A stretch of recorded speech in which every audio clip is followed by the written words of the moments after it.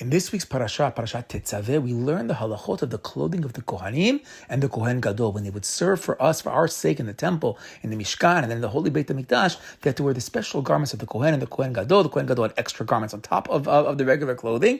And symbolically, Chazal see the clothing themselves symbolized a lot of tikkunim, a lot of fixing for sins, as the Kohanim are going out there to serve and bring tshuva for the Jewish people, get us closer to HaKadosh Baruch Hu. It's a lot of deep meaning behind what every single garment they wore was all about. So I want to focus on one aspect of the Kohen Gadol's clothing. We've actually spoken a lot about this in the past from different angles, from Yosef and Yosef's stone, but I want to go now with a new idea from the Pitukei Chotam, Rabbi Yaakov Abu Chatzera, where he explains the Avnei Shoham. Now, the Avnei Shoham were the two stones, one on each the shoulder stones, kind of like clips, like basically the Kohen Gadol, on top of the regular white garments that the regular Kohanim had, he wore a me'il, he had a coat, and on top of the coat, he had an ephod that held the choshen. He had like this apron that was attached to the choshen, to the breastplate, but the attachment point by the shoulders had two stones, and the two stones are called the Avnei Shoham. And on the Avnei Shoham, one side, one stone had 6 names of the first 6 tribes, and the other stone had the 6 names of the next 6 tribes. So says the pasuk, "V'lakachta et shtei Avnei Shoham." You're going to take the 2 Avnei Shoham, upitachta aleim shemot bnei Israel. You're going to engrave on there the names of the Jewish people. Shisha mishmoim shemotam ala eben ha'echat. 6 on one eben, on one stone. Ve'shemot shisha notarim. Then the remaining 6 tribes ala eben hashanit ketoldotam. You put on the second stone based on the toldotam, based on how they were born, based on their order. Okay. Says the Pitukei Chotam, if Charlie Moz, the Yadua the Shtei Torotem, Torah shebichtav and Torah shebe'al peh. He says, okay, what are these 2 stones? So we know the stones, he says, symbolize the Torah. But he says, we know we have 2 aspects of the Torah, the written Torah and the oral Torah. So each stone, first stone would be Torah shebichtav, second stone would correspond to the Torah shebe'al peh.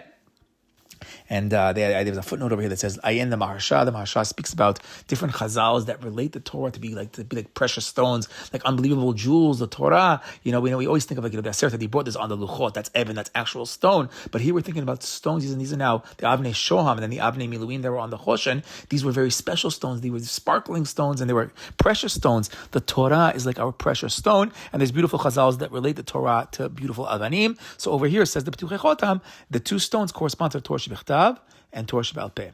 וכולם, בכלולתם ובפירושיהם, וכל מה שנתחדש ועתיד להתחדש, הכל ניתן למשה מסיני. Now he goes to the principle, we've spoken in the past about this machloket amongst the Tanaim, but he goes according to the simple interpretation based on the Gemarot, that Moshe Rabbeinu learned everything. All the chidushim that would ever happen, all the pirushim, the klal, the prat, everything, הכל ניתן למשה מסיני, והנה מהראוי, כיוון שהכל ניתן למשה בסיני, היה לו לכתוב הכל.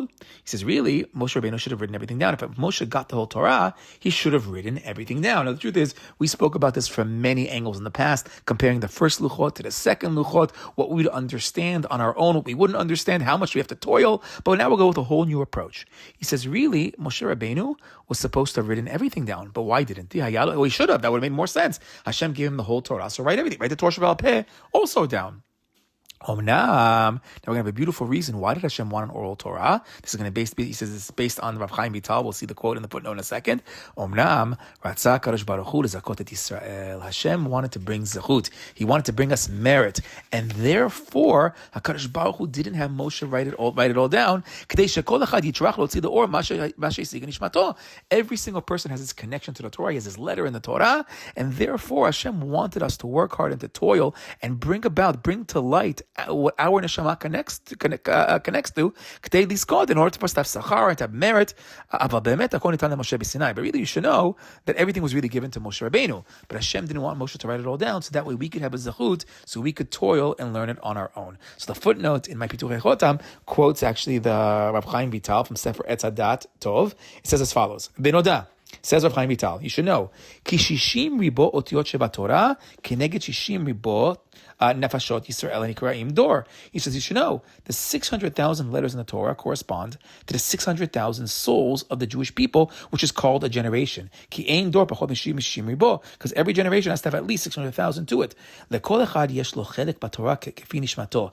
Every single Jew has his chelek, has his portion in the Torah based on his neshama.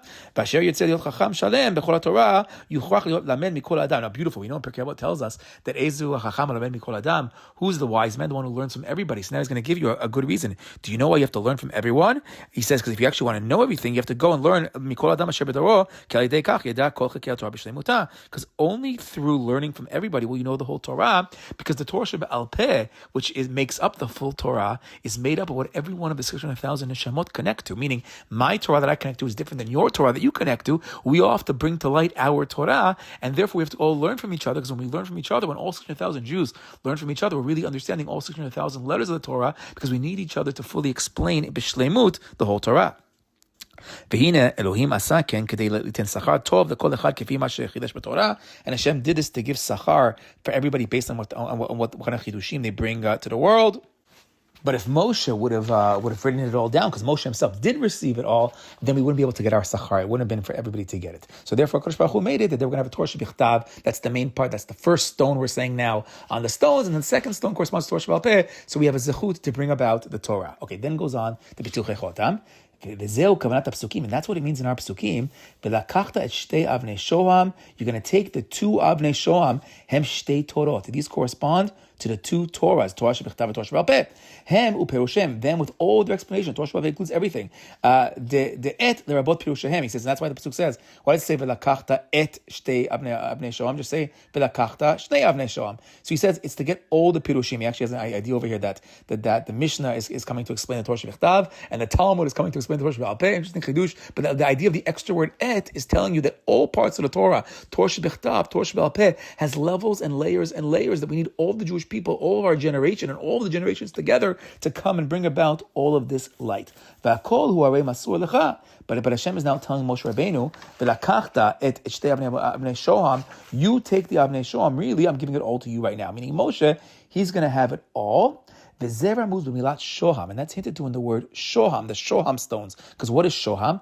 Shoham is Otiot Moshe.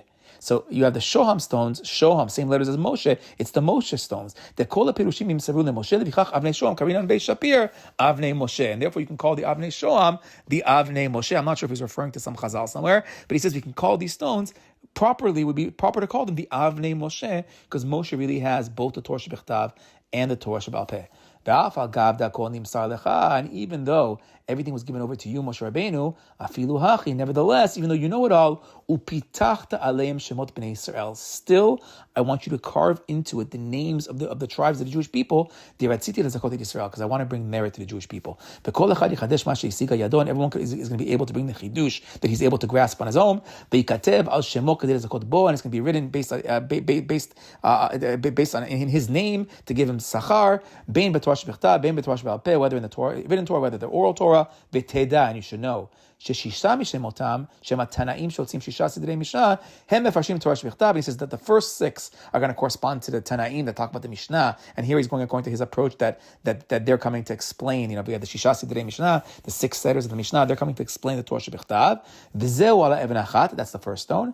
The remaining 6, Shema Amoraim, which this is now going to correspond to the next generation of the Talmud, Shekamu Acharein, that came after the Tanaim, Hem Mefarshim Torah sheba'al peh. They're now going to take the Torah sheba'al peh. They're going to take the Mishnah and explain that. So we have the explanation of the Torah shebichtav, and now the explanation of the Torah sheba'al peh, V'zehu ala Even Hashenit, and that's the second stone the pasuk says, and the pasuk closes off, the Kol Divrehem Ketoldotam asher masarti lecha. So the pasuk says, and you're gonna put their names ala even ha'echad ve'shemot hashisha notarim ala even hashenit ketoldotam. What's ketoldotam?